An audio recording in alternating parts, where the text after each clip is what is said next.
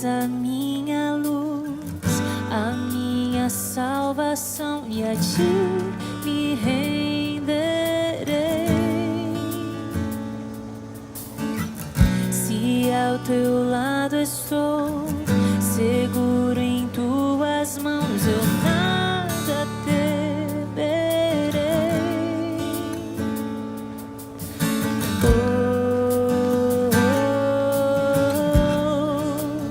Tu és santo, ó Senhor.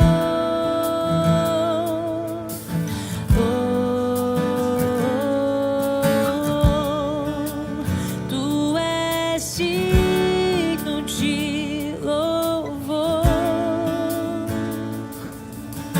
Só em ti confiarei, eu nada temerei. Em frente eu irei, pois eu sei que vivo estás e um dia voltarás do céu pra nos buscar, pra sempre reinarás. Aleluia.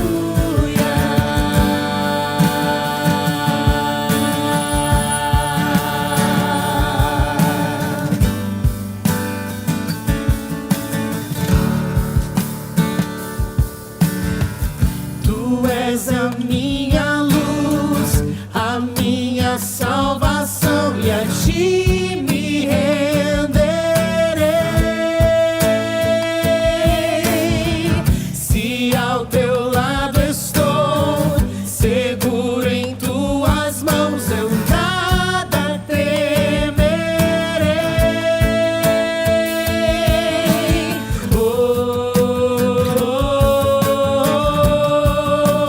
Tu és santo, ó Senhor.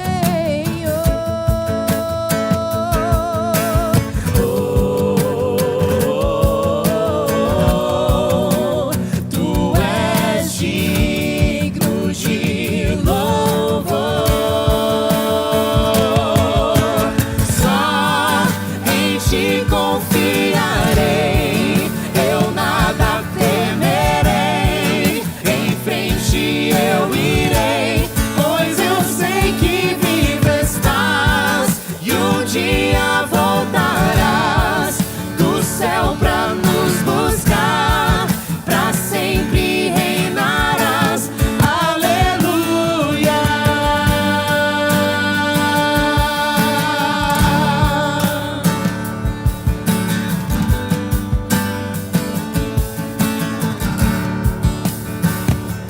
Vem Jesus, vem Jesus, cantem. Maranata, hora vem Senhor Jesus. Vem Jesus, vem Jesus. Maranata, hora vem Senhor Jesus. Vem Jesus, vem Jesus. Maranata, hora vem Senhor Jesus. Vem Jesus, vem Jesus. Maranata, hora vem Senhor Jesus. Só em ti confiarei, eu nada temerei. Em frente eu irei, pois eu sei que vivo estás e um dia voltarás do céu pra nos buscar, pra sempre reinarás. Aleluia. Só em ti confiarei, eu nada temerei. Em frente eu irei, pois eu sei que vivo estás.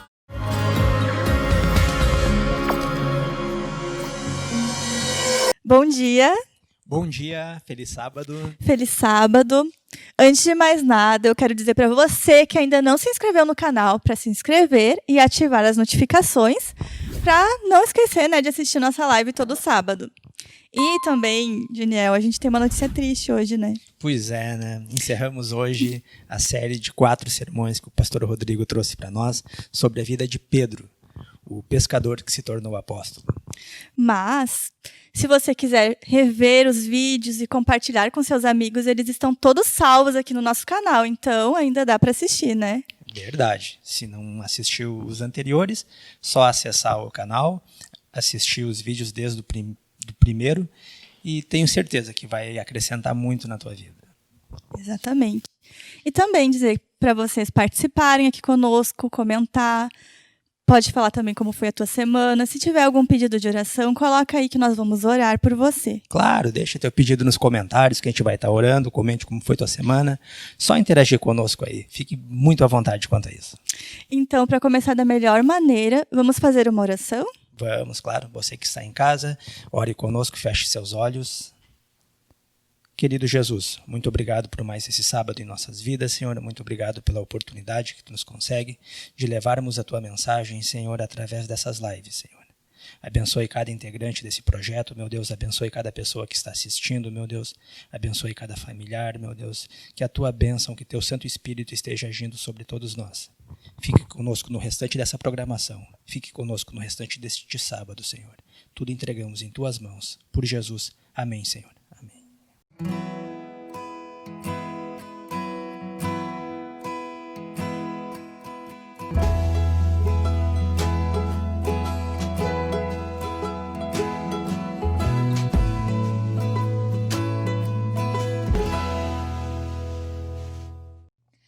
Bom dia, feliz sábado. Agora, para aquecer o nosso coração e renovar a nossa esperança de que um dia estaremos lá no céu com Jesus, a música Rumo ao Lar.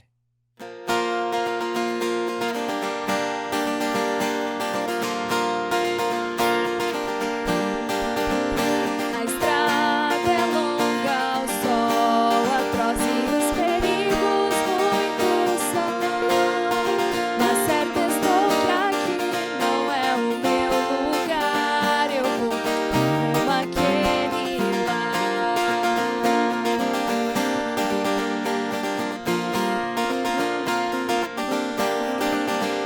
O vento é forte, o mar feroz é tão pequena a embarcação. Mas vou remar até o porto eu encontrar, eu vou rumo àquele lar. Pois as flores nunca murcham e o céu é azul. As ruas são de ouro e mar de cristal. Para casa eu volto com saudade estar nesse lindo lar, nesse bom país, eu serei feliz.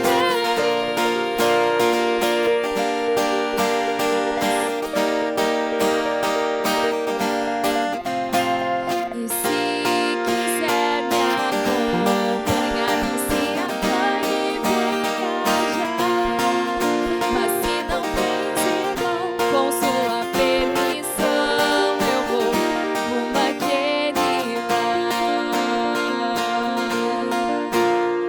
Pois as flores nunca murcham e o céu é azul.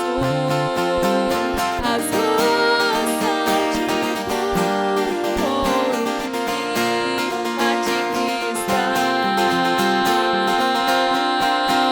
Para casa eu volto com saudade estar nesse lindo lar, nesse bom país, eu serei feliz.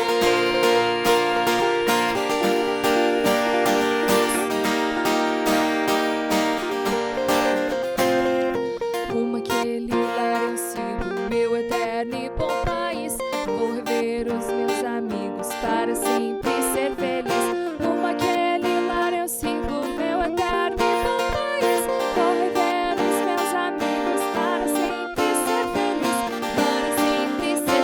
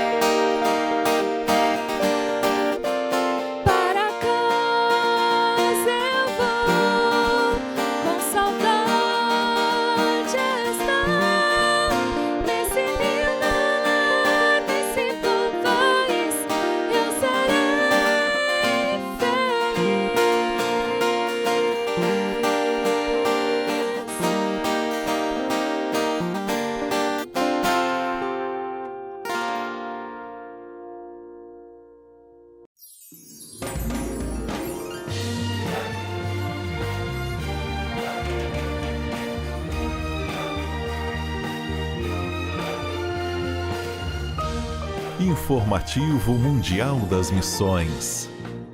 Lições em meio ao sofrimento.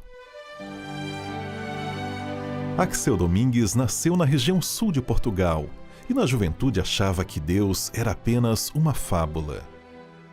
Ele até chegou a frequentar uma igreja e orou pela cura de um câncer de sua mãe, mas ela acabou falecendo. Por isso ele deixou de ir à igreja e passou a beber e usar drogas na época que entrou na universidade. Axel também se envolveu com o satanismo, mas logo começou a temer os maus espíritos. Foi então que um amigo seu ateu foi batizado. O amigo explicou que leu a Bíblia e começou a acreditar nela. E isso mexeu com Axel. Axel percebeu que se existiam maus espíritos, existia também um poder superior do bem. E por isso ele buscou a Deus. Ele começou a ler a Bíblia, orar, e logo ouviu uma voz divina dizendo: abandone seus vícios. Axel desejou largar sua vida desregrada, mas então uma voz maligna falou: o que você está fazendo? Ele entendeu que algo muito sério estava acontecendo, e por isso largou os vícios e se dedicou à leitura da Bíblia. Axel compreendeu que Deus nunca abandonou a humanidade, e sua fé foi aumentando cada dia mais. Os meses se passaram, ele se mudou para a Irlanda, e lá encontrou no YouTube um vídeo de um pregador adventista. A mensagem falava sobre o sábado como dia sagrado de Deus, e Axel percebeu que a mensagem era verdadeira. Então ele pesquisou e encontrou uma igreja adventista em Dublin, passou a frequentar ela e logo foi batizado. Logo que fui batizado, entendi que o sofrimento que eu tive no passado não era a culpa de Deus, mas era a culpa do pecado e das minhas más escolhas. Hoje Axel tem um casamento feliz com a brasileira Joana e eles amam dar estudos bíblicos. Em 2017, a sua oferta missionária ajudou a construir uma igreja e um centro comunitário em Dublin, na Irlanda. Estamos muito agradecidos pelas suas ofertas missionárias em 2017. Obrigado.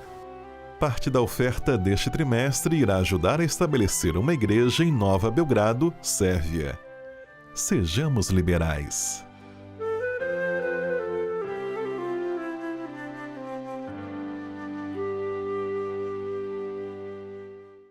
Feliz sábado para vocês. É muito bom estar aí na sua casa para estudarmos a lição mais um sábado. Então, eu já convido vocês a pegarem as suas lições, papel, caneta, e já estar aqui conosco conectados para estudarmos a palavra de Deus. Nesse momento, feche seus olhos, vamos falar com Jesus. Senhor, nosso Deus, agradecemos porque o Senhor é maravilhoso e porque em sua infinita bondade deixou a tua palavra para estudarmos. Senhor, abra nossa mente e nosso coração para entendermos a tua vontade. Esteja conosco com o teu Santo Espírito agindo em nós. É isso que eu te peço e eu agradeço. Em nome de Jesus. Amém. Então, esse sábado temos mais uma presença especial do Paulo. Acertei, né? Acertou. Isso. Aí o Paulo vai trazer para nós um pouquinho do que a lição dos jovens falou para nós. Diga, Paulo. Bom dia, gente. Bom, eu já tive aqui um tempinho atrás, né, com o coral, né? E muito legal esse convite aí, de receber o convite de vocês aí, né? E poder participar com a galera aí. Eu estou lá em Porto Alegre morando há 3 anos, mas é muito bom poder, né, estar com vocês aqui hoje de manhã aqui, compartilhar um pouquinho da lição, né? A lição dos jovens dessa semana ela vem trazendo o tema prioridade para com Deus, né? E ela vem tratando a questão do dízimos e ofertas, né? De como ele é empregado, né? Onde que a gente deve levar o dízimo e a oferta, né, para Deus. Também a questão, né, de a gente não barganhar com Deus também, né? Não ser, né, que nem muitos por aí falam dessa questão do evangelho da prosperidade, né? A teologia da prosperidade. Então, eles barganham com Deus, né? Eu te dou isso daqui e recebo o dobro, né, de volta, ou até 10 vezes mais, né? Então, ele trata muito desse assunto, né? A questão, né, de como a gente, né, ser fiel a Deus, né, e não roubar, né, nos dízimos e nas ofertas, como ele cita na Bíblia. né? E é interessante, né, essa questão também do julgamento também, né? Às vezes as pessoas, elas, mais para o final da lição, ele vem falando a questão, né, de como a gente entrega, às vezes, o dízimo e de repente pode ficar com algum julgamento com relação àquilo que vai ser feito, né, com as ofertas e com os dízimos, né? Mas deixa bem claro essa questão, né, de que isso aí pertence a Deus, né? E cabe a Deus julgar, né? Não é nós, irmãos, que vamos julgar, né, o que é feito ou não, né, com o dízimo e com as ofertas, né? Mas sim Deus. E no momento que tu deixa, eu particularmente, né, quando deixo ali as minhas ofertas na salva ali, né, a minha parte está feita, né? No máximo tu vai dar uma olhada assim no recibo, né, dali do dízimo e da oferta, mas não mais do que isso, né? Porque tu acredita, né, na direção de Deus, né, no rumo que Ele está dando, né, para essas ofertas e esses dízimos, né? Pastor, vou fazer uma pergunta para ti. Isso é uma pergunta, e o exemplo que eu trago é da minha família. Meu avô, ele nunca foi adventista, mas a minha avó era adventista, e por conta da minha avó, meu avô, né, ele devolvia o dízimo e as ofertas. Depois que a minha avó faleceu, ele não dava mais o dízimo para a igreja, mas ele separava um dinheiro para dar para caridade ou coisas assim. Pastor, isso é certo? Mas o dinheiro está sendo para algo bom. E aí? Mesmo que seja para algo bom, que vai trazer benefício para pessoas que precisam, mas a Bíblia deixa claro, né? A gente precisa devolver a Deus aquilo que é dele. Então, quando a lição vem tratando prioridades para Deus, é porque eu acho que muito mais do que do financeiro, eu acho que muito mais o valor monetário, acho que tem algo muito especial aqui, uma lição que Deus quer nos dar, que é algo espiritual. É a nossa fidelidade, e é aqui a lição vem abordando, que é a prioridade. Qual tem sido nossa prioridade? Através dos nossos bens, dos nossos recursos, será que aquilo que a gente tem, a prioridade é Deus? No mundo hoje que as pessoas são gananciosas, no mundo hoje que a pessoa, quanto mais tem, mais ela quer. Hoje as pessoas lidam para a gente ter amigos ou para ter algumas coisas. Tem muitas pessoas que são interesseiras. Então a gente vive no mundo, e mesmo nesse mundo hoje que a gente está, por exemplo, em pandemia, a gente vê hoje um momento de quarentena, um momento de crise. Quem tem muito parece que está mais tranquilo. Quem tinha um trabalho, quem tem o seu sustento, parece que hoje tá difícil para essas pessoas viverem. Mas Deus, ele quer ensinar para a gente que não é nem quantidade e nem a nossa destinação dos dízimos e ofertas. A questão aqui é fidelidade. É a gente ter como Deus como prioridade da nossa vida, ser fiel, e Ele assim vai distribuir de acordo com a necessidade das pessoas. Ele instituiu homens aqui na igreja, e a gente vai poder ali discernir o que é melhor para essas pessoas. Sim, já dizia minha irmã que dinheiro é papel. E eu acho muito interessante esse assunto. Inclusive, a lição dos adultos, alguns trimestres atrás, foi somente sobre isso em relação à mordomia. Então, a gente estudou um trimestre inteiro sobre a mordomia. E os dízimos e as ofertas faz parte dessa mordomia cristã, e que Deus instituiu isso desde a criação do mundo, né? Que nós cuidássemos daquilo que Ele nos deu. E o dízimo e as ofertas nada mais é do que devolvermos aquilo que Deus nos deu para a gente cuidar, né? Porque a gente, às vezes, a gente tende a trocar a lealdade de Deus por posse, prazer ou poder. Então, eu acho que o valor financeiro hoje, mexe muito com o ser humano. Então, Deus já, desde o Éden, instituiu isso, né, para que a gente pudesse devolver a Deus uma parte daquilo que Deus ele nos concedeu. Então, isso tem a ver com fidelidade, tem a ver com a parte espiritual, tem a ver com amor, tem a ver com prioridades para com Deus. Então, eu acho que isso vai muito mais além a fundo do que simplesmente o valor monetário, de eu estar ajudando alguém, de eu estar devolvendo aquele recurso financeiro na salva. Eu acho que vai muito mais a parte espiritual, a fidelidade que eu tenho para com Deus. É verdade. E até com relação ali, essa questão do reconhecimento, né, para Deus, né? Às vezes alguns falam assim, mas 10%, por que 10%? Né? Na verdade, a palavra dízimo já é a 10ª parte, né? Ela do hebraico, né, ela já vem, né? É a 10ª parte que devolve para Deus, né? E a oferta a gente não tem, né? Não tem um valor estipulado. Daí depende do coração da pessoa, né? A Bíblia ela fala, né, que Deus ama quem dá com alegria, né? Então não adianta tu devolver uma oferta, tu dar uma oferta para Deus ali, né? Mas ficar remoendo, mas vai me faltar depois, coisa assim, né? Então a gente tem que dar com alegria, né, aquilo que está disposto no coração, né, mesmo. É um plano divino quando a gente fala de proporção, porque Deus instituiu o dízimo como 10%. Então, para aqueles que ganham 10 mil, para aqueles que ganham 1.000, para aqueles que ganham 100, é 10%. Como também, eu acho que a oferta deveria ser algo também proporcional. Deus coloca isso. Ou seja, a proporção do dízimo, a proporção da oferta. Assim também, né? Um pacto que eu tenho com Deus. Né? Então, eu acho que isso equivale a, se eu ganhar 1 milhão, se eu ganhar 100 reais, Deus ele pede 10%. É justamente porque Deus não precisa do nosso valor monetário. Deus ele quer a nossa fidelidade e que a gente tenha Ele como prioridade na nossa vida. E agora, iniciando o estudo da lição dos adultos, essa semana foi um assunto complexo, mas muito importante, que é a Bíblia e as profecias. A Bíblia, nossa, ela é composta 30% de profecia. E, diferente dos outros livros, das outras religiões, a nossa Bíblia, pelo fato de ter as profecias,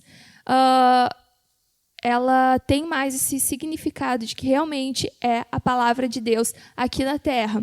E as profecias que tem na Bíblia e que nós estudamos, elas fazem parte da nossa identidade. Então, já quero começar fazendo uma pergunta. Temos que interpretar as profecias de maneira correta?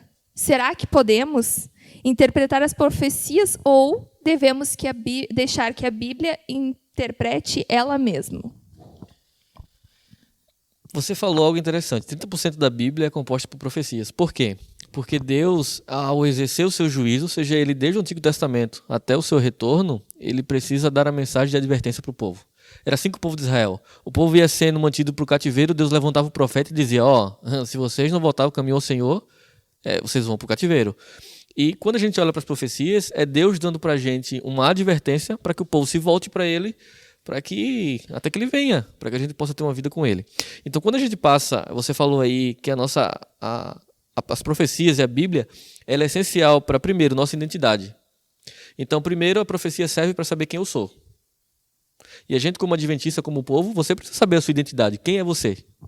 Então, as profecias servem para me identificar quem eu sou e para onde eu vou, qual é a minha missão.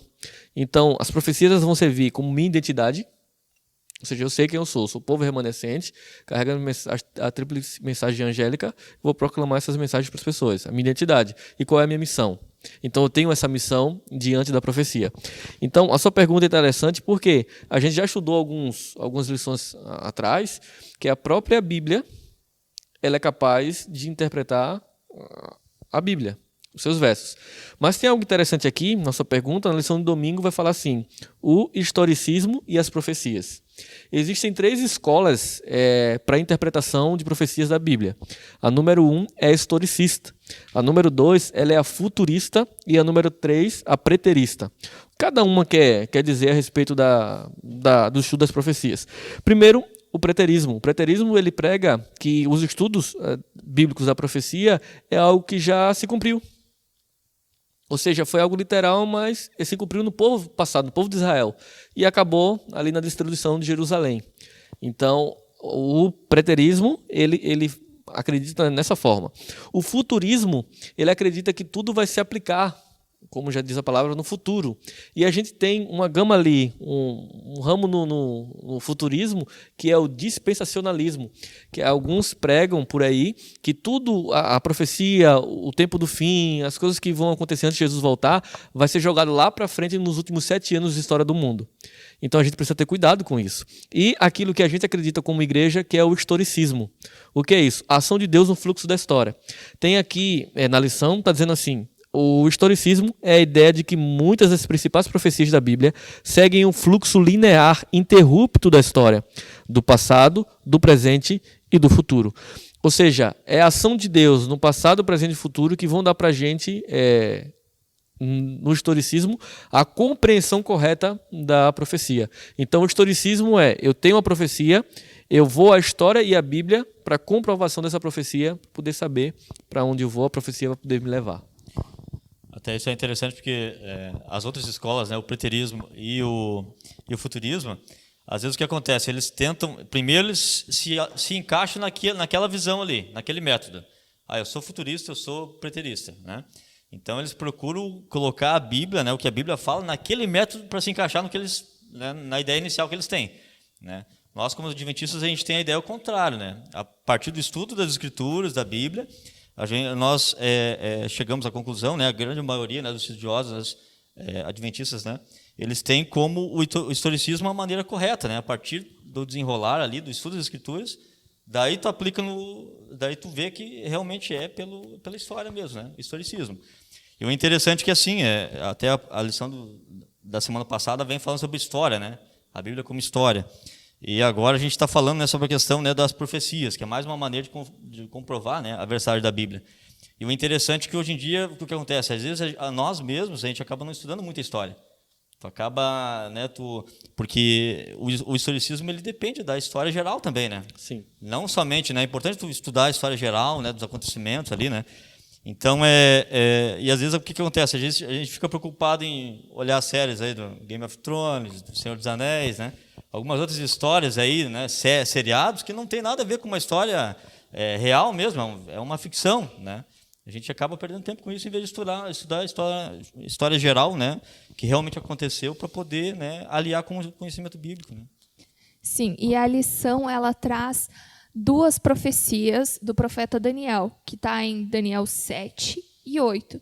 E essa profecia de Daniel, ela começa lá do tempo de Daniel e ainda vai terminar no nosso tempo. Dada essa introdução, será que hoje a gente tem mais vantagem do que o povo lá daquela época pelo fato da história já ter passado para nós? Eu vou dizer o seguinte, éramos para ter. Porque a gente já viu tantas coisas, a gente tem a Bíblia, tantos milagres, a gente viu a história se cumprir, mas parece que a gente está mais cético do que aqueles que passaram. A gente olha assim pro povo de Israel, a gente vê os milagres, às vezes a gente até julga eles, assim, os caras viram acontecer um negócio e mesmo assim não se voltaram para Deus. Mas também a gente viu, a gente vê todos os dias os milagres, a gente olha para a Bíblia, a gente vê que tudo aquilo está profetizado, a Bíblia tem centenas de anos, aconteceu. E se a gente está vivendo os últimos dias da história desse mundo, por que não acreditar? E parece que a gente cada dia mais está mais cético quanto a isso. Então eu acho que a gente deveria voltar os nossos olhos para a Bíblia, para as profecias, estudar, voltar-se para Deus, porque é chegada a hora. Aquele que há de vir virá e não tardará. Eu acho que as profecias estão se cumprindo, Deus está dando tempo, a gente olha para as profecias, a gente vê que as coisas estão se afunilando. Quando a gente olha para a história da humanidade e a história bíblica, elas se encaixam e a gente percebe ali o agir de Deus na maneira de interpretação historicista. Então isso é maravilhoso, mas ao mesmo tempo isso é um alerta para a gente, voltar-se para Deus. Na Bíblia a gente vê que Deus ele alonga o tempo, mas agora, nos momentos finais, ele vai encurtar o tempo. Então, chegamos ao princípio do dia-ano. Como é que a gente sabe a diferença, se é um dia mesmo ou se é um ano? Como é que a gente difere o tempo literal para o tempo profético? A própria Bíblia ela vai dar interpretação para a gente. Por exemplo, uma das chaves interpretativas do modo historicista é a modo de interpretação dia-ano. Então, quando a gente vai a respeito, como é que Deus explica isso, como é que um dia é um ano em profecia, a própria Bíblia vai dizer para a gente. Então, aqui na lição está trazendo os versos, Números, Ezequiel, e a Bíblia ela vai trazer que um dia para Deus é um ano. Então, nesses métodos, a gente vai ver claramente o princípio de dia-ano. Por que a gente justifica isso aí? Porque aqui também a lição vai trazer, por exemplo, Apocalipse 11, 2 e 3, Apocalipse 12, 6, Apocalipse 14, Apocalipse 13 e 5. Então a gente tem alguns elementos que apoiam esse princípio dia-ano. Nas profecias de Daniel, o uso simbólico disso é longos períodos de tempo e a gente utiliza também a história. Porque se a gente tem o período dia-ano e a gente coloca na história, por exemplo, a gente tem a profecia das 2.300 sábados e manhãs. Se a gente colocasse o dia como dia, como é que a gente teria? Se a Bíblia está falando anos. Então, a própria Bíblia, ela consegue interpretar ela mesma. E o próprio Deus deu aos profetas, e a gente tem versos que fazem com que a gente possa se basear no princípio dia-ano. Então, como é que a gente pode interpretar as Escrituras? Através da própria Bíblia. ela vai dar para a gente os recursos para poder a gente interpretar as profecias. E é interessante que também ali muito tem que se olhar também o contexto também ali do texto. Então, Daniel ele vem falando de animais, chifres, né? E daí, como é que tu vai interpretar? Tu não interpreta de maneira literal, tu interpreta de maneira simbólica. Então, por que o período de tempo ali colocado ali, por exemplo, 2.300 tardes e manhãs, que é uma expressão que não se vê na Bíblia, o único local que tem é nesse texto. Por que tu vai interpretar de maneira literal, né? Se ele está em volta de chifre pequeno e coisa assim ali, não tem como, né? Tu tem que colocar ele com maneira simbólica, né? Daí ele se encaixa. Né? Daniel vem falando de um contexto simbólico, e a gente olha para aquilo e vai assim, pô, isso aqui é literal, e depois ele começa a falar de novo simbolismo. Então, no contexto, a interpretação das escrituras, quando a gente olha para o seu contexto, a gente entende que tudo que ele está falando ali é simbólico. Né? E a mesma coisa que a gente entende, por exemplo, no Apocalipse. Então, a gente tem isso. Quando a gente olha para aquilo que é simbólico, a gente tem no contexto que a gente chama na Bíblia de perícope. Naquela perícope ele está falando sobre algo que é simbólico.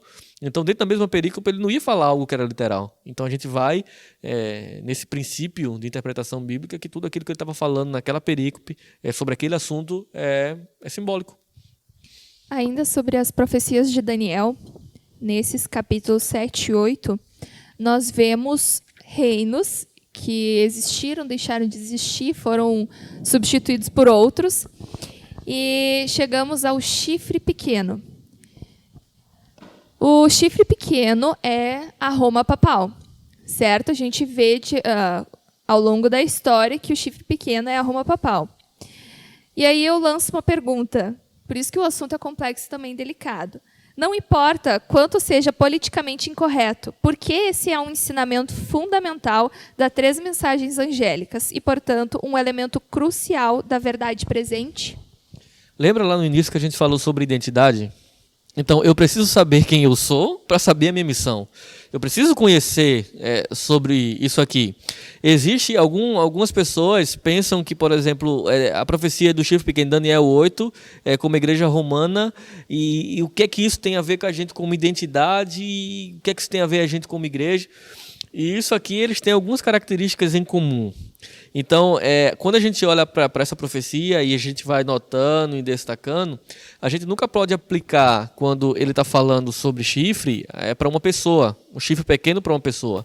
É um poder ou reino. Sempre a profecia a gente interpreta dessa maneira. É um poder ou um reino. Só que ele dá um detalhe, que esse chifre pequeno, ele teria um poder religioso e um poder político. Aqui é a grande chave da interpretação dessa profecia. É que o chifre pequeno ele não teria só poder religioso ou também não só poder político. Ele teria os dois em suas mãos.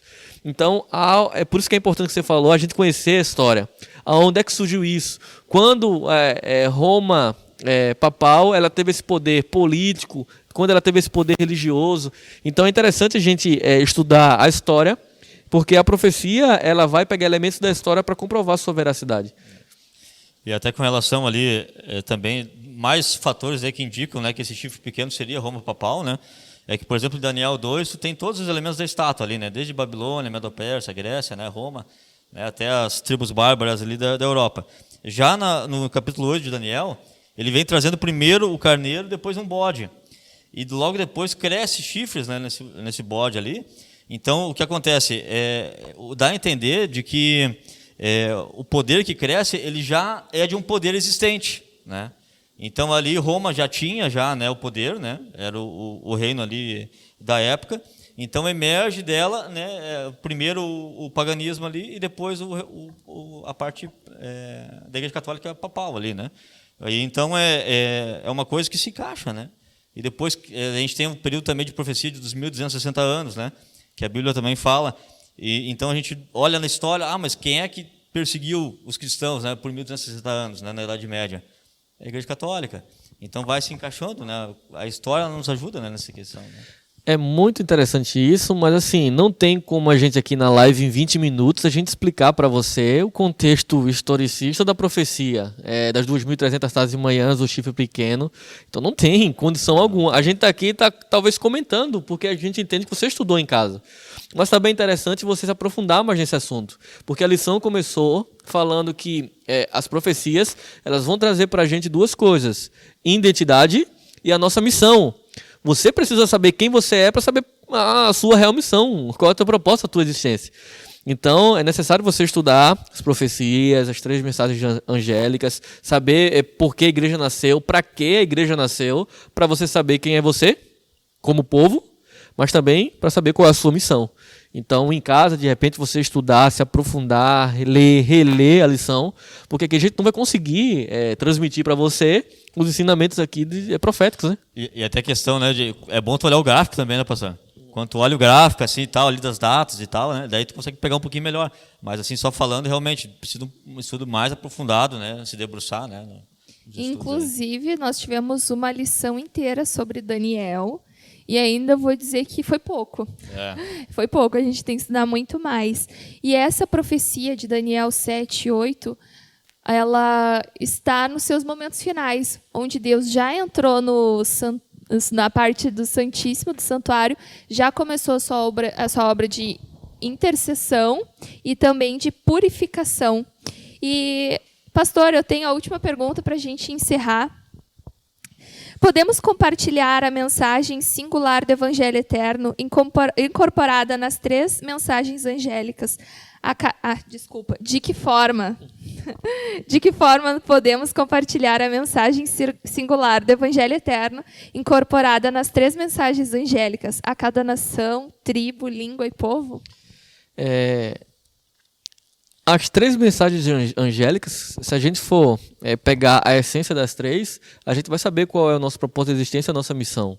Então, de que forma a gente pode compartilhar a mensagem singular? É porque as 3 mensagens angélicas, elas são holísticas. Elas vão falar de um Deus, de um Jesus ressurreto, prestes a vir, e doador de vida e liberdade a todos que nele creem.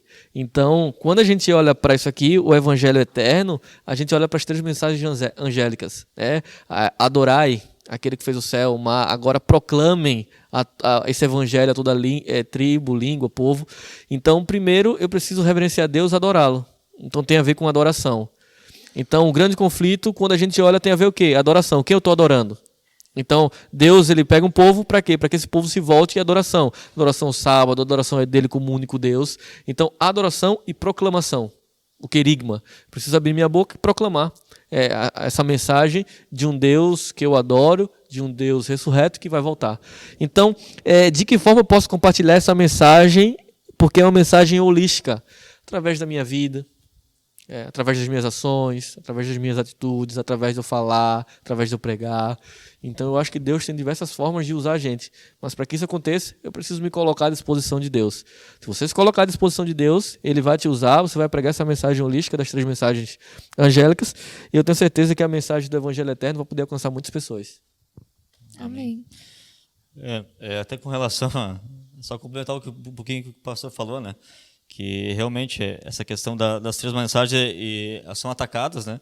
A questão da adoração, né? Então, ali em Daniel, a gente vê a questão, né, de que a lei foi mudada e tal, né? Então, quem mudou essa lei?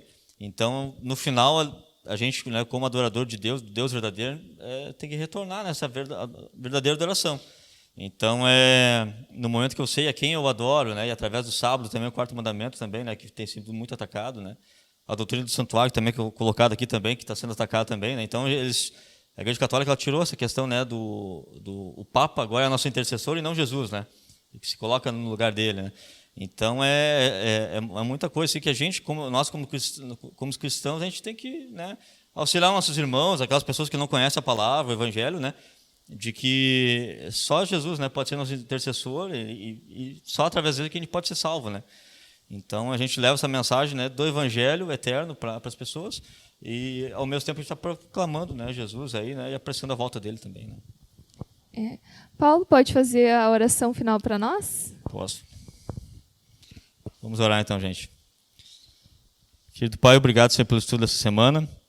Obrigado, Senhor, por ter nos conduzido até aqui, por ter nos acompanhado também, por também essa mensagem ter sido escrita e a gente poder hoje estudar, Senhor, e ver um pouquinho mais sobre na Tua palavra. Muito obrigado por tudo que o Senhor tem feito por nós, pela nossa proteção, pelo Teu cuidado, e que a gente possa levar esse evangelho para as outras pessoas, Senhor, possamos apressar a Tua vinda para que o Senhor possa vir logo aqui nessa terra, Senhor. Nos abençoe, seja conosco, isso que a gente te pede e te agradece, Senhor, em nome de Jesus. Amém. E hoje está começando um novo estudo da lição, então já começa a estudar, que sábado que vem tem mais.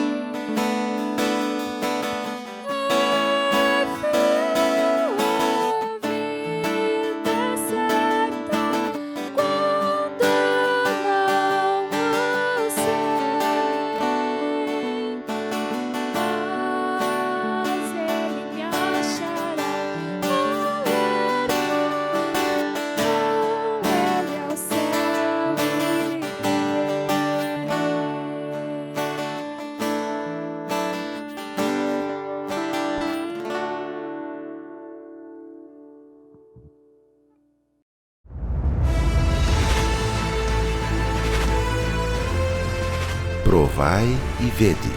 História de hoje: resposta no lixo.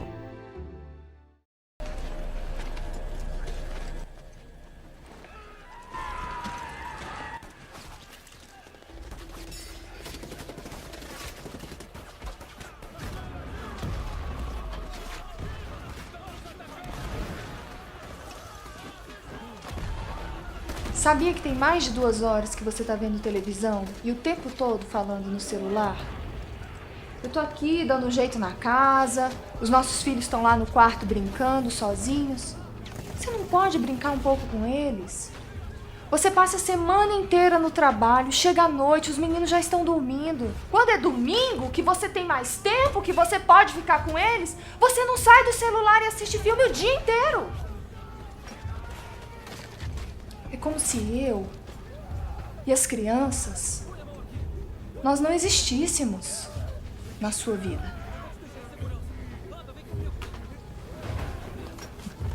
Eu sei que a gente está vivendo uma crise, mas você não precisa descontar isso nos nossos filhos. Eu não estou descontando nada em ninguém. Será que eu não posso ter um momento de paz nessa casa? Você não acha que tudo começou a piorar quando a gente deixou de ir para a igreja? Quando a gente deixou de ter a nossa comunhão diária com Deus? Sei que também tenho culpa nessa história. Nós não oramos mais nessa casa. Tem um tempão que a gente nem compra a lição da escola sabatina. É essa paz que você quer ter? Dá um tempo, vai. Não quero falar sobre isso agora. Posso terminar de ver meu filme?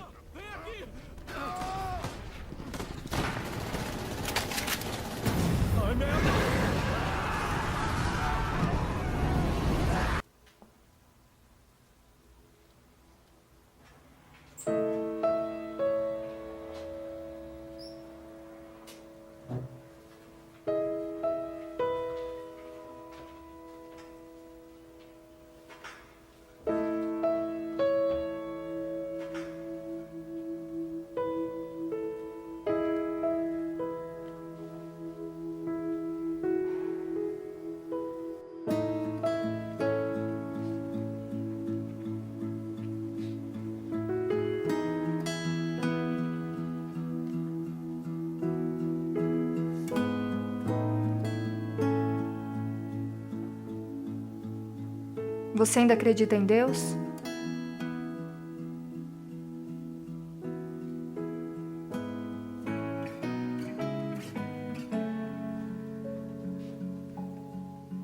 Você tem vontade de consertar tudo que está de ruim na nossa vida? Você não acha que precisamos de Deus mais do que nunca? Deus é um Deus de misericórdia. E Ele está estendendo a sua mão neste momento para nós dois. Onde estava isso? Eu fui jogar o lixo na lixeira e encontrei uma caixa cheia de livros no corredor. Uma lição da escola sabatina? De 2007? Dá uma olhada no tema do trimestre. Na bonança ou na tempestade? Adão e Eva, o ideal planejado. Você não acha que é um sinal de Deus pra gente? O Senhor nunca lançará fora um pecador verdadeiramente arrependido. Deus é amor. Para que exista amor, deve haver alguém para amar e alguém para ser amado.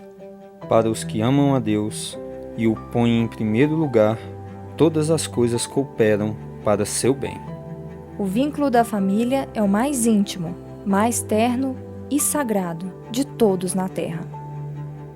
Que lindo testemunho, não é mesmo? Agora eu os convido para este momento especial de adoração, através dos dízimos e ofertas. Que Deus os abençoe.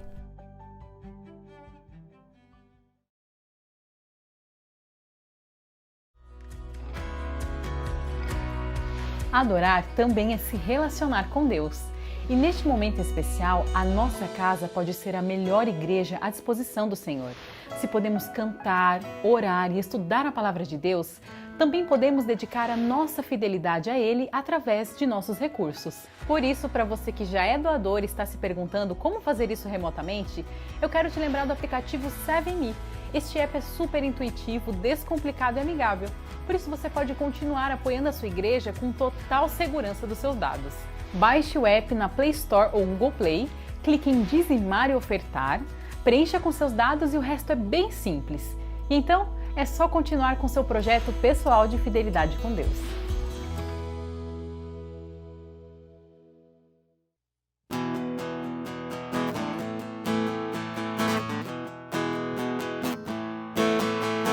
É dia de juízo em Israel. O povo se reúne em comunhão.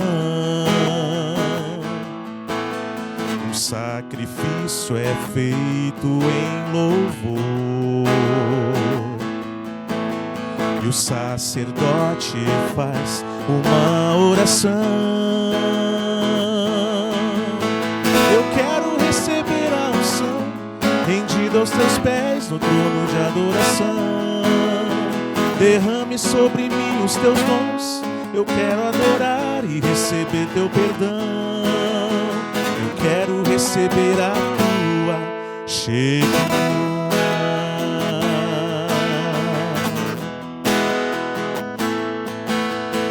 Entrego minhas mãos para te servir. Entrego meu viver para te amar. Renova o meu pensar e o meu agir. Renova o meu querer para te adorar. Eu quero receber a unção, rendido aos teus pés no trono de adoração. Derrame sobre mim os teus dons, eu quero adorar e receber teu perdão.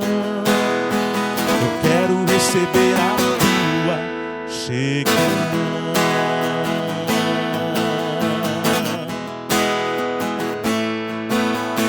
Eu quero receber a unção, rendido aos teus pés no trono de adoração. Derrame sobre mim os teus dons, eu quero adorar e receber teu perdão. Eu quero receber a tua Shekinah.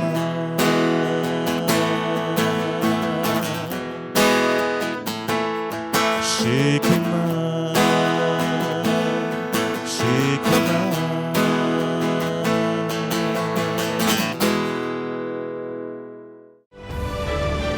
Our lives may be out of control. Society may be out of control. The world may be out of control. But Jesus Christ still sits on the throne. He is still the sovereign God. He is still in control of the universe. Jesus Christ is alive.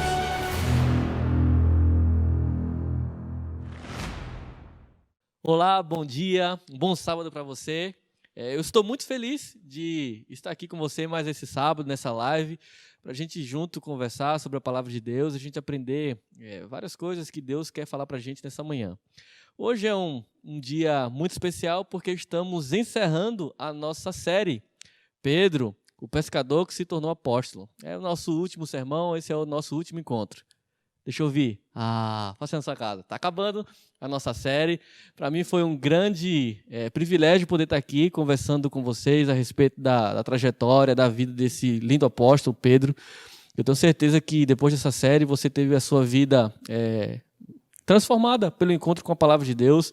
Você pôde rever alguns conceitos da sua vida e foi muito, muito legal estar aqui com vocês. Também queria agradecer àqueles que fazem essa live acontecer, tá? Você que está aí assistindo essa live, é muito legal, é muito bonito a gente estar na live, você vê a qualidade, mas tem muita gente que grava, muita gente que está aqui, muita gente que está envolvida para produzir essa live. Então, a nossa gratidão por essas pessoas, pelo convite da gente estar aqui. Então, louvado seja Deus pela vida delas. Ore, agradeça a Deus, porque hoje você está assistindo o culto aí na sua casa, mas tem algumas pessoas que estão aqui nessa live fazendo ela acontecer. Então, a gente fica feliz, porque Deus, ele, mesmo nesse período, levanta pessoas que têm dedicado os seus dons e talentos para poder espalhar e levar a mensagem dele para muitas pessoas. Mas agora, falando sobre o nosso quarto episódio da vida de Pedro.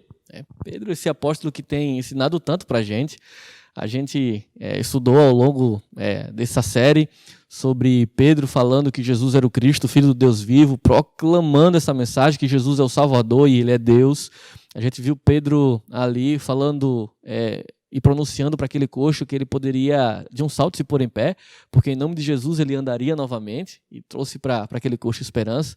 A gente também estudou acerca de Pedro andando por sobre as águas, esse milagre poderoso.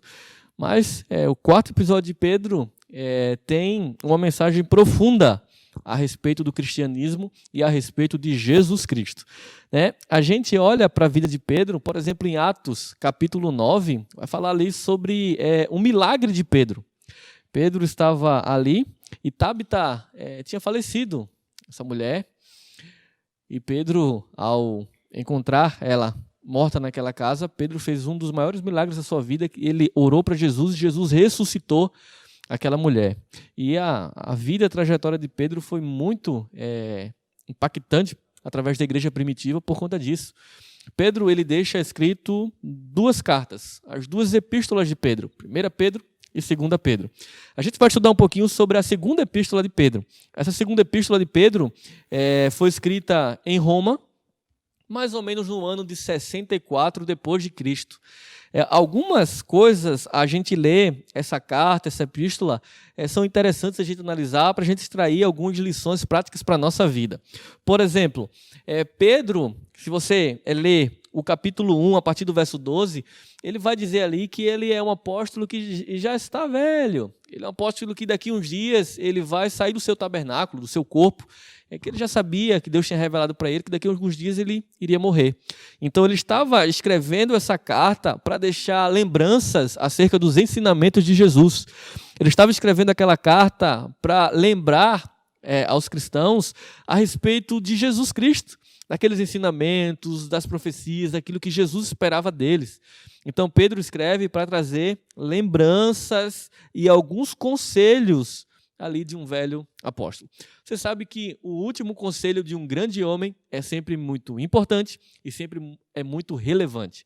Ao longo da história bíblica, a gente tem vários e vários personagens que, no seu último discurso, fizeram a diferença. Por exemplo, Moisés. No capítulo 30 de Deuteronômio, Moisés sabia que iria para o monte subir e morrer, e Moisés coloca todo o povo, os líderes ali religiosos, sua família, e faz o seu último discurso.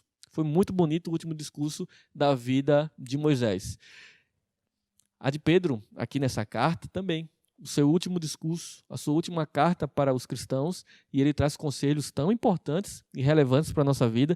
E eu queria que a gente, nesse momento, analisasse o último discurso desse homem, porque ele é importante e muito relevante para a nossa vida. Eu queria que você abrisse a sua Bíblia aí na 2ª carta de Pedro, 2ª epístola de Pedro, no capítulo 3. E a gente vai poder analisar aí essas lições práticas que Deus está trazendo para a gente através da vida de Pedro.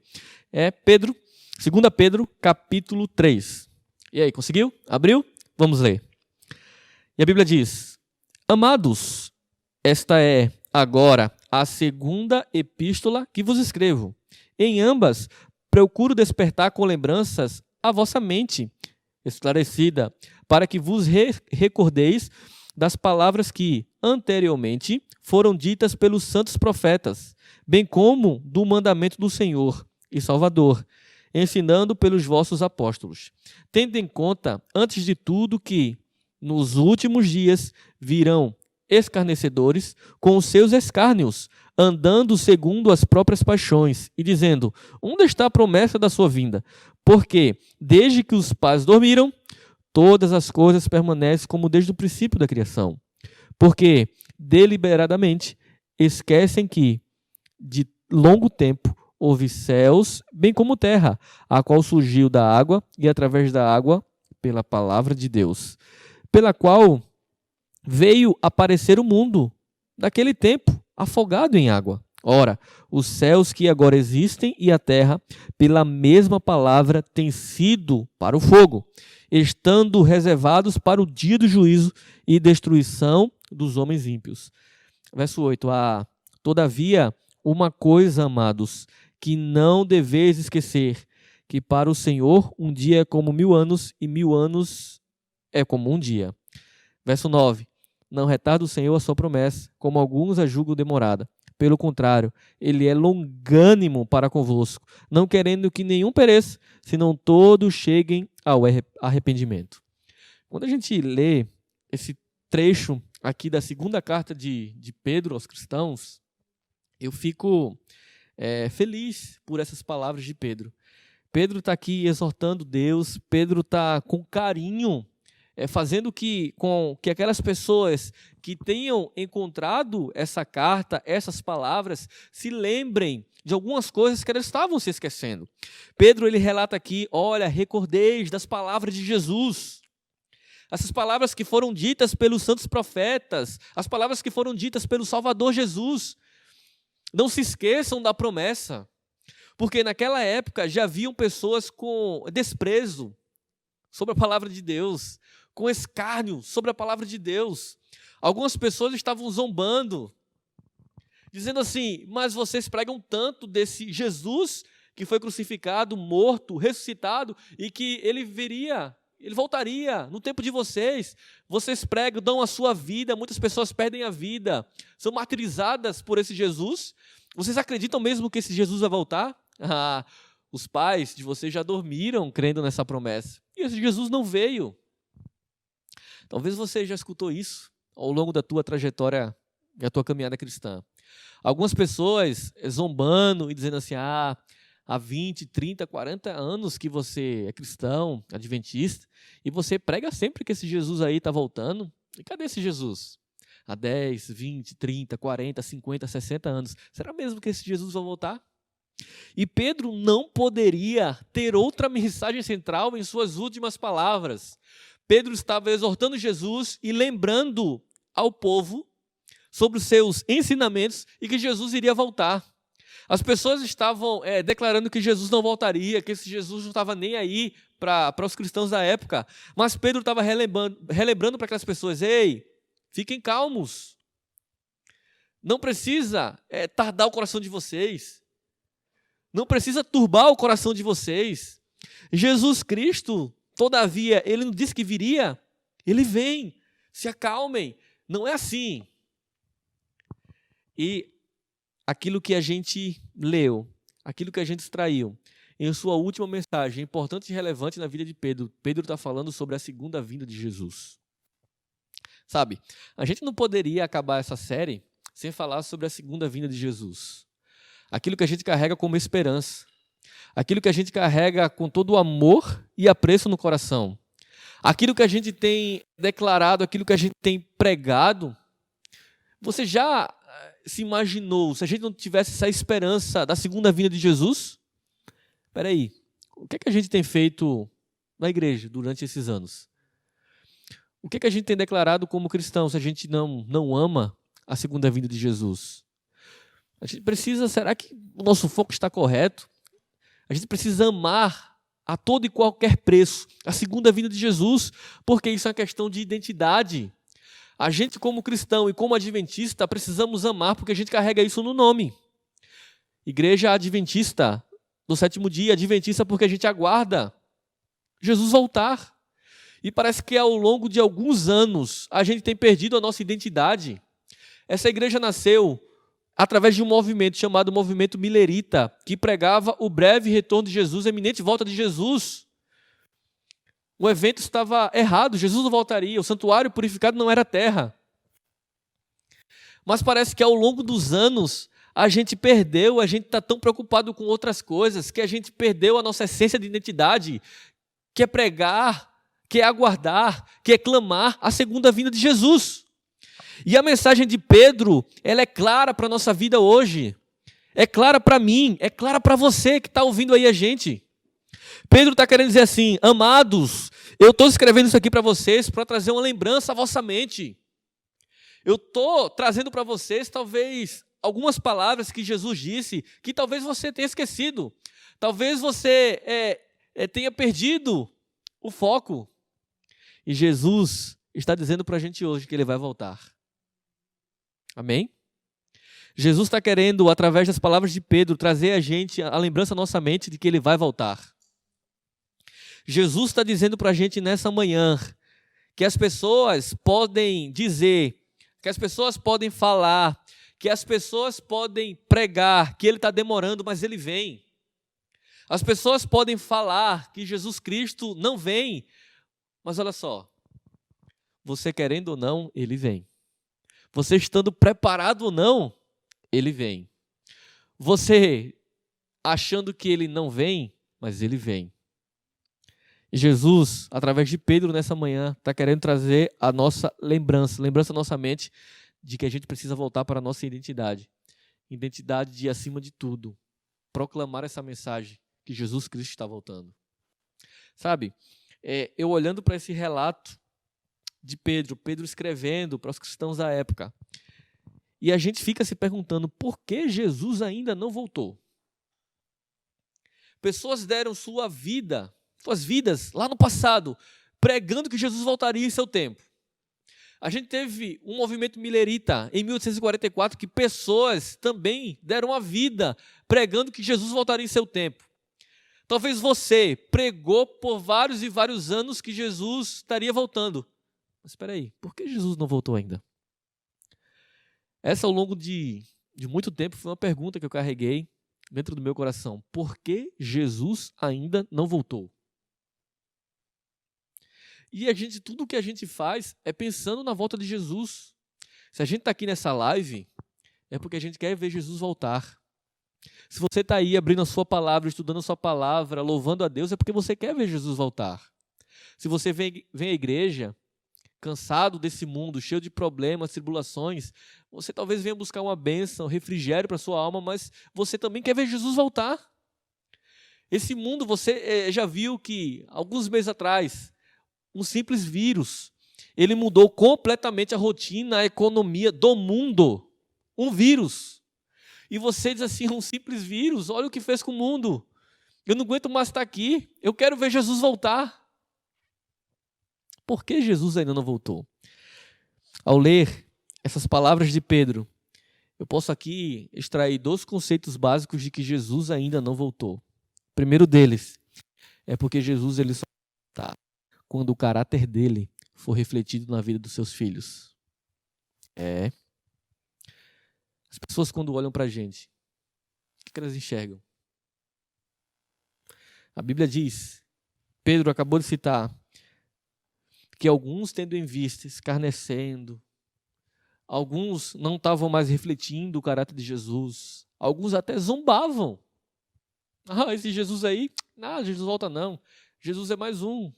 Ele disse que era o Messias, morreu e acabou. A Bíblia diz que para a gente entrar no céu, nosso caráter precisa ser semelhante ao Filho de Deus, Jesus. Nossas ações, nossas atitudes, nosso pensamento precisam condizer com o cristianismo que a gente segue. E Jesus só vai voltar quando o caráter dele for refletido na vida dos seus filhos. Jesus chama a gente para ser luz do mundo. Mas você já reparou que existem tantas trevas? Por quê? Será que a gente não está sendo luz? Jesus está chamando a gente para ser sal da terra. Será que a gente está sendo sal da terra? Jesus chamou a gente para que a gente possa refletir o seu caráter. Esse é o primeiro motivo de que ele não voltou. Ele veio buscar um povo marcado, um povo que reflete o seu caráter, um povo que, quando as pessoas olham, diz, aí vai um cristão, aí vai um seguidor de Jesus, um seguidor do Cristo. Lembra das palavras de Pedro? Tu és o Cristo, o Filho do Deus vivo. Sim, as pessoas precisam olhar para a gente e elas dizerem, aí vai um filho de Deus, aí vai um cristão, um filho do Deus vivo, aquele que acredita que Jesus é o Messias, que Jesus ele é Deus. As palavras de Pedro ecoam a nossa geração. As palavras de Pedro fazem sentido à nossa geração. O segundo motivo de que Jesus ainda não voltou está no verso 9, que diz assim, não retarda o Senhor a sua promessa, como alguns a julgam demorada. Pelo contrário, ele é longânimo para convosco, não querendo que nenhum pereça, senão todos cheguem ao arrependimento. É bonito olhar para esse texto da Bíblia. É bonito enxergar o segundo motivo de que Jesus ainda não voltou. Jesus não voltou ainda porque ele é longânimo. A Bíblia está dizendo isso, Pedro está dizendo, se lembrem, sabe por que Jesus ainda não voltou? Ele não retarda o Senhor a sua promessa. Se ele prometeu, ele vai cumprir. Mas sabe por que ele não voltou ainda? Porque, pelo contrário do que as pessoas pensam, Jesus ele é longânimo. Não é a gente que está esperando a segunda vinda de Jesus. É Jesus que está esperando, ansioso, a ordem do Pai. O Pai olhar para Jesus e dizer assim, Jesus, filho, vai, chegou a hora. Filho, vai, sem demora. Filho, vai buscar os meus amados, aquele que você morreu. Vá lá buscar eles. Em 1844, Jesus saiu do santo, foi para o Santíssimo. Não tem mais para onde Jesus ir. Jesus, no seu ministério sacerdotal, a outra porta de saída é aqui para a terra. E Jesus está ansiando ouvir isso do Pai. Filho, vai. E não é a gente que está esperando, ansioso. É Jesus que está ansioso para nos encontrar, para nos resgatar, para destruir pecado e pecador de uma vez por todas. Ao contrário do que muitos pensam e imaginam, Jesus não vai voltar a esse mundo como um bebê indefeso nos braços de sua mãe. Mas Jesus vai voltar como o Rei dos Reis e Senhor dos Senhores. E Ele vai voltar para buscar a mim e para buscar você. Sabe, quando eu olho para esse verso, que diz que Jesus, Ele é longânimo, eu entendo que Jesus não voltou ainda, porque Ele está esperando você. Talvez eu esteja falando para você que eu estava dentro aqui do meio cristão, do meio adventista. Mas você talvez, por algumas ações, atitudes, não estava refletindo no caráter de Jesus e você estava perdido. E Jesus está querendo dizer, eu não voltei ainda, filho, porque estou esperando você. Talvez eu esteja falando para alguém que se afastou dos caminhos de Deus. E Jesus está querendo dizer para você, filho, eu não voltei ainda porque estou esperando você. Talvez eu esteja falando para você que está estudando a Bíblia, tem um desejo de se entregar de corpo e alma ao Senhor. Sabe por que Jesus ainda não voltou? Porque Jesus está esperando você. Que maravilha! A gente saber que o Rei dos Reis, o Senhor do Universo, está esperando pela gente. O nosso retorno diário para Ele, a nossa entrega. Jesus, Ele é longânimo. Ele está esperando pela gente. Ele espera ansioso o nosso retorno como um pai. Quer abraçar o seu filho. Sim, Jesus está aguardando a gente. E a última mensagem da nossa série, o último discurso de Pedro, as últimas palavras de um apóstolo que viveu intensamente a mensagem de Jesus, não poderia ser outra. Pedro, ele deu a sua vida pregando, exclamando, proclamando que Jesus Cristo voltaria. E assim como Pedro, nós, como os discípulos dele, discípulos do Mestre, precisamos falar, precisamos proclamar, precisamos pregar que Jesus Cristo está voltando. Os sinais estão aí. Você tem visto no noticiário, você tem estudado a palavra de Deus, você tem ouvido. Mas parece que as coisas estão tão normais para a nossa vida. A gente está no nosso cotidiano, nosso trabalho, nossa faculdade. A gente acorda e parece que faz com que o nosso dia seja remoto. As mesmas coisas todos os dias. E a gente se esquece da nossa identidade. A sua identidade. A identidade do céu.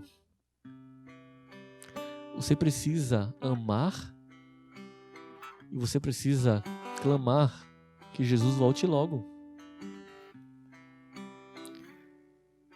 Parece que tem alguma coisa errada com a gente.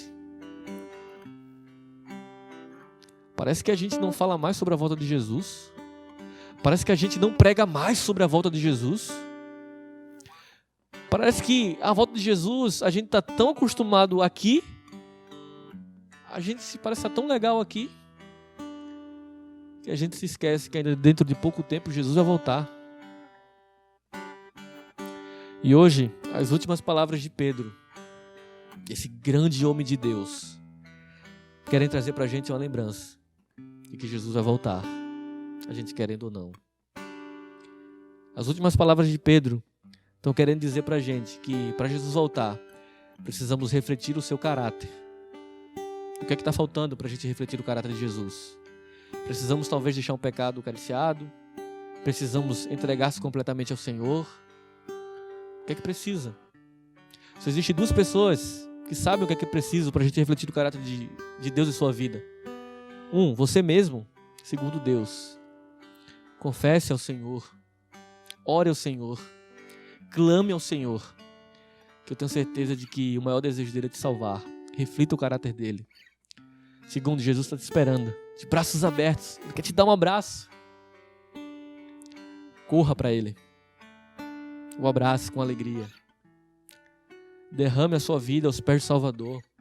Se lembre dessas palavras que você talvez tenha ouvido há 20, 30, 40 anos atrás. Mas essas palavras ecoam em nossa vida hoje, neste sábado. Essas palavras são tão incríveis e reais na nossa vida. Esperar no Senhor. Não é fácil, né? A gente esperar. Eu lembro do dia do meu casamento. A gente estava lá, todo mundo preparado para ver a minha linda noiva entrando. Mas a gente marcou o casamento no pôr do sol, 5h30. E dava 6, 6h30, 7, 7h30. E eu peguei o telefone, liguei para ela e disse assim: você não vai vir? E ela disse para mim: eu não retardo a minha promessa, estou chegando. E ela veio. Mas é difícil esperar. E o Senhor está lembrando para a gente hoje, dizendo: filho, fica tranquilo.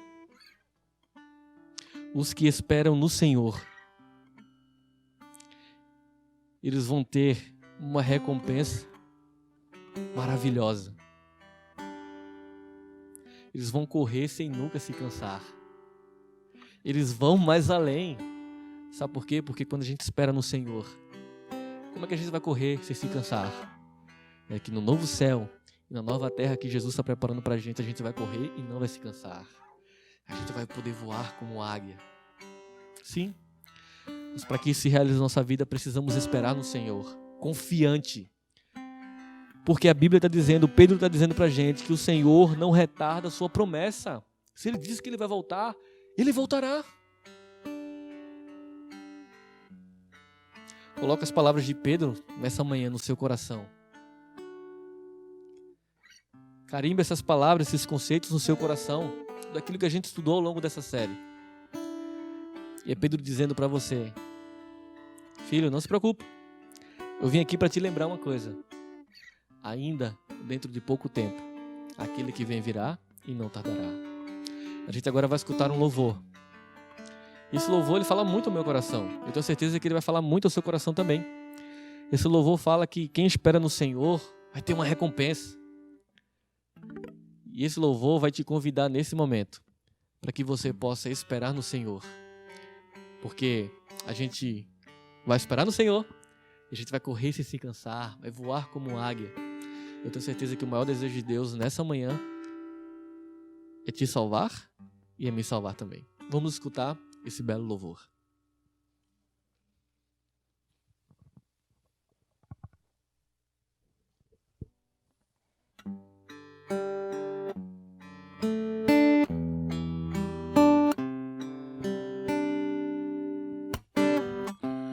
Eu pintei um arco-íris numa folha de papel,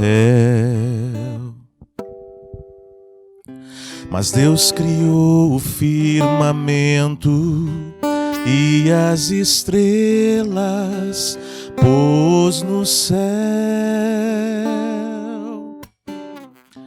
Fiz um barco de brinquedo pra brincar com meu irmão, mas Deus mediu um oceano só com a concha de sua mão. Um Deus assim sabe o que eu preciso também. Os que esperam no Senhor voam com asas como a águia, correm sem nunca nunca se cansar, vão mais além.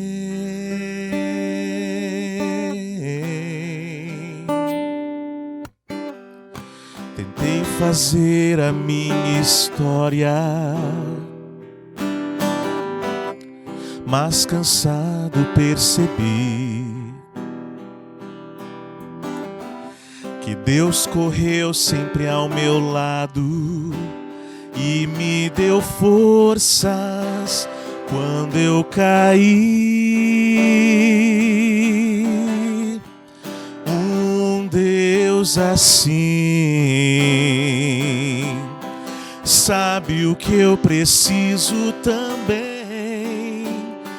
Os que esperam no Senhor voam com asas como a águia, correm sem nunca se cansar, vão mais além.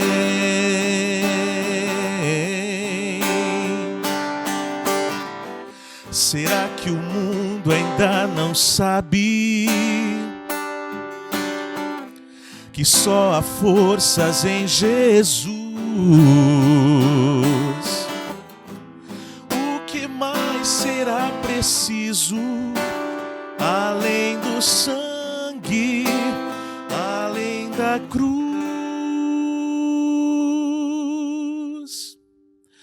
Os que esperam no Senhor voam com asas como a águia, correm sem nunca se cansar, vão mais além.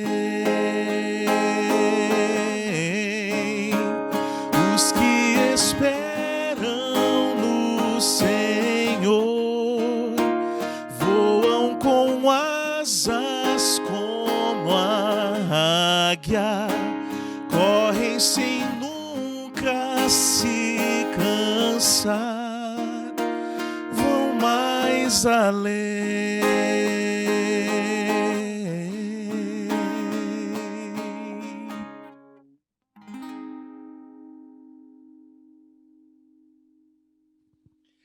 Eu tenho certeza de que você também quer ir além por Jesus. Eu tenho certeza que você quer esperar por esse Deus. Sabe? Talvez você acorde algum dia da sua vida, você acorde aqui mesmo, em São Leopoldo. Talvez você acorde em Novo Hamburgo. Talvez você acorde lá no Recife, lá na África, lá na Suécia, na Austrália. Mas você vai acordar. Ao acordar, você vai perceber um dia diferente. Sol brilhando. E você vai começar a fazer ali os seus afazeres diários. O banheiro, escovar os dentes. E vai ser um dia, talvez, você imaginando como qualquer outro dia. Só que esse dia, ele começa a ficar em trevas. A Bíblia diz que haverá um grande terremoto. O chão vai se fender. As pessoas vão querer saber o que está acontecendo. Faltará energia em todo o planeta. Os geradores serão ligados. Eles não funcionarão. E as pessoas olhando para um lado, para o outro, espantadas, querendo saber o que está acontecendo. Então as pessoas olham para o céu e elas veem uma nuvem do tamanho da palma de uma mão. E as pessoas olhando, fitando aquela nuvem, elas enxergam que aquela nuvem vai aumentando e aumentando e aumentando. A Bíblia diz que todo olho vai ver a mesma cena ao mesmo tempo. Para que isso aconteça, Deus ele vai tocar no movimento de rotação da Terra, do Brasil ao Japão, do Oriente à América do Sul. Todos vão ver a mesma cena.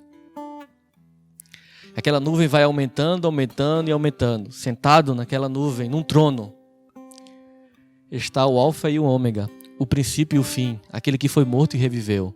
Sobre ele um arco-íris, uma coroa. Sim, Jesus Cristo. A Bíblia diz que Jesus não vem sozinho, vem milhares de anjos com ele. E aqueles anjos voam e tocam a trombeta num som melodioso. E esse som é tão lindo, mas tão lindo, que ele penetra as sepulturas. E a Bíblia diz que os mortos em Cristo ressuscitarão primeiro. Talvez você que tenha perdido um ente querido, talvez um filho, uma mãe, seu pai. A Bíblia diz que quando esses anjos tocarem essa trombeta, essas pessoas ressuscitarão. Será o maior reencontro da história. Os anjos encaminharão essas pessoas ressuscitadas ao encontro das famílias. E essas pessoas serão arrebatadas e terão um encontro com o Senhor nos ares. Viajaremos durante 7 dias, conhecendo os céus. Você sabe, né? Existem 3 céus. Esse primeiro céu é o que a gente olha hoje, contempla. O azul, às vezes nublado. Tem um segundo céu onde tem os planetas, as estrelas. E o terceiro céu tem uma casa preparada para você e para sua família. Iremos então viajar durante esses 7 dias. Chegaremos na fila, na última fila da história desse mundo. E a gente vai estar lá na fila feliz. Por quê? Porque chegou o grande dia. E alguém vai tocar no nosso ombro e vai dizer assim: João, Vitor, que bom que você está aqui. E você vai dizer: como é que você sabe meu nome? E ele vai olhar nos seus olhos e vai dizer assim: que bom que você chegou. Eu sou Moisés. Eu estava aqui torcendo por você. Talvez alguém vai tocar no teu ombro e vai dizer assim: Carmen, que bom que você chegou, que bom que você está aqui. Você vai olhar para a pessoa e vai dizer assim: mas quem é você? Ele vai dizer: eu sou Elias, sou Daniel, eu sou Abraão. Que bom que você está aqui. Ao entrarmos dentro da Cidade Santa, a gente vai ver uma cena. Um homem de 4 metros de altura correndo, desembestado, indo ter ao encontro de Jesus. Ele pega a sua coroa, coloca aos pés de Jesus. E ele chorando copiosamente, se ajoelha aos prantos, aos pés de Jesus. Adão, ao olhar Jesus, contemplar as feridas nas suas mãos e nos seus pés, Adão chora copiosamente aos pés do Salvador.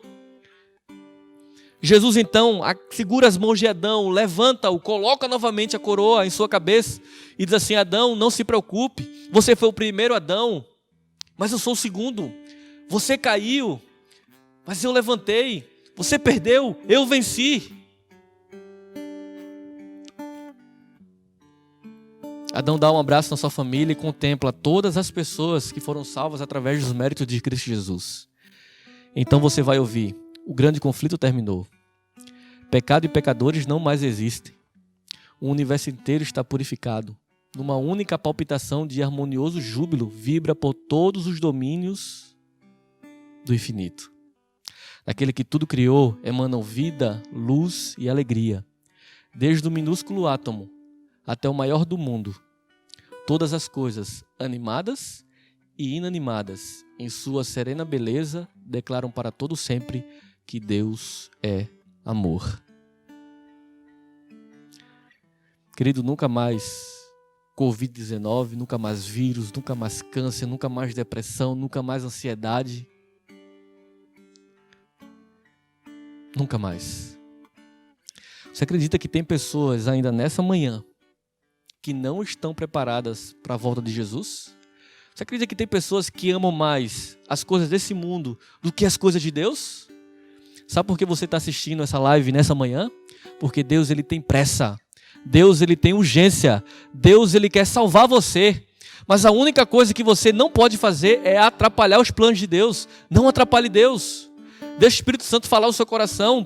A Bíblia, Pedro acabou de nos dizer: os que esperam no Senhor, acabamos de ouvir no louvor. Espere confiante no Senhor. Porque Deus quer fazer de você uma nova criatura. Deus quer que você corra sem se cansar. Deus quer que você voe como águia. Deus quer te dar um novo céu, uma nova terra. Deus quer estar com você na eternidade. Mas para que isso aconteça, deixe o Espírito Santo falar no teu coração. Mude. E a gente encerra essa série dizendo para você que Jesus Cristo está voltando. Essas foram as últimas palavras de Pedro. São as minhas últimas palavras nessa série. Se você quer aguardar o Senhor, esperar o Senhor ansioso, queria que nesse momento você fechasse os seus olhos aí mesmo onde você está. Eu queria orar com você. Querido Deus, nós queremos te louvar nesse momento, porque a tua palavra tem o poder de falar ao nosso coração. Neste momento, Senhor, neste sábado, pessoas tomam a decisão de mudar completamente de vida, de refletir o teu caráter, para que o Senhor possa voltar logo. Senhor Jesus, transforma a nossa vida, transforma o nosso ser. A gente parece que perdeu a essência de falar sobre a tua volta. A gente carrega isso no nosso nome, é a nossa identidade. Que a gente possa todos os dias olhar para o Senhor Jesus e dizer assim: Senhor Jesus, desce depressa porque em tua casa eu quero habitar. Pai, que essa possa ser a nossa motivação de vida, que esse possa ser o nosso desejo, que nessa manhã a gente possa esperar no Senhor, esperar confiante, esperar que Jesus Cristo, Ele vai voltar, é só um pouquinho mais, a gente precisa permanecer firme.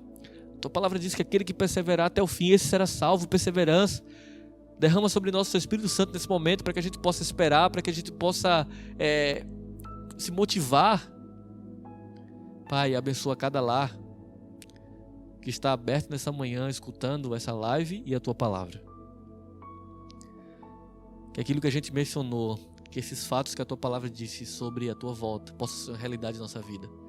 Que essa geração, que essas pessoas que nos assistem, possam contemplar o Senhor Jesus com estes olhos.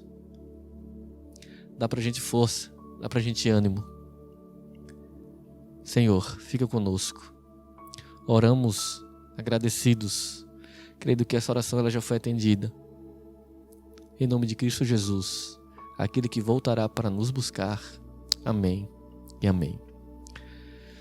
Querido, foi um privilégio estar com vocês durante essa série, mas não se esqueça que próximo sábado a gente tem um encontro marcado na nossa próxima live. Que Deus abençoe a sua vida, que Deus unja a sua vida e que você possa aguardar firmemente a volta do Senhor Jesus. Que Deus abençoe a todos e tenham todos um ótimo restante de sábado.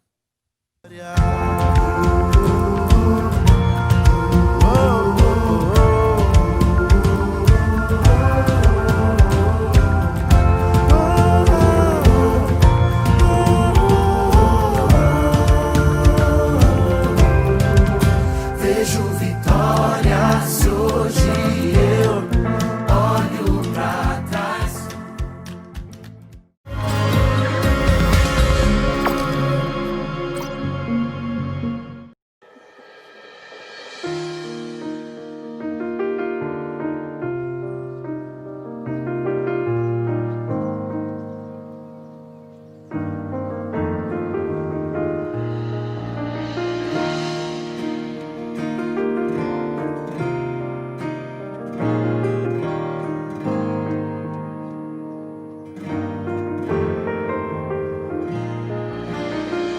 Tua missão nunca entendi. Por interesse eu quis te seguir, mas tu me aceitabas e me amavas mesmo assim. Eu quis lutar, quis te proteger, pois de tua glória, de teu poder eu duvidava. E tu me amavas mesmo assim. E agora ao ver as marcas em tuas mãos, enfim eu compreendi que me amas e não vês o que eu sou, mas o que eu posso ser, e me fazes caminhar contigo sobre o mar. Sou tão indigno, tão pecador, tão inseguro, mas agora eu sei,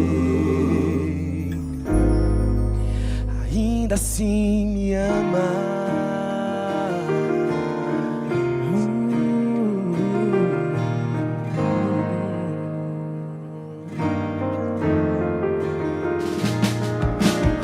Com gestos rudes não quis deixar os pequeninos te abraçar. Eu só pensava em mim, mas tu me amavas mesmo assim. Tua agonia eu ignorei, dizer teu nome e te amaldiçoei, tu só me olhavas e me amavas mesmo assim. E agora ao ver as marcas em tuas mãos, enfim eu compreendi que me amas e não vês o que eu sou, mas o que eu posso ser. E me fazes caminhar contigo sobre um mar tão indigno, tão pecador, tão inseguro, mas agora eu sei, ainda assim me amas. E me concedes um novo nome, e me confias o teu rebanho, e me falas com amor, meu filho amado, pois sobre ti edificarei e maravilhas em ti farei. Sim, agora posso ver que me amas e não vês o que eu sou, mas o que eu posso ser. E me fazes caminhar contigo sobre um mar tão indigno, tão pecador, tão inseguro, mas agora eu sei que ainda assim me amas. Ainda assim me amas. Ainda assim me amas.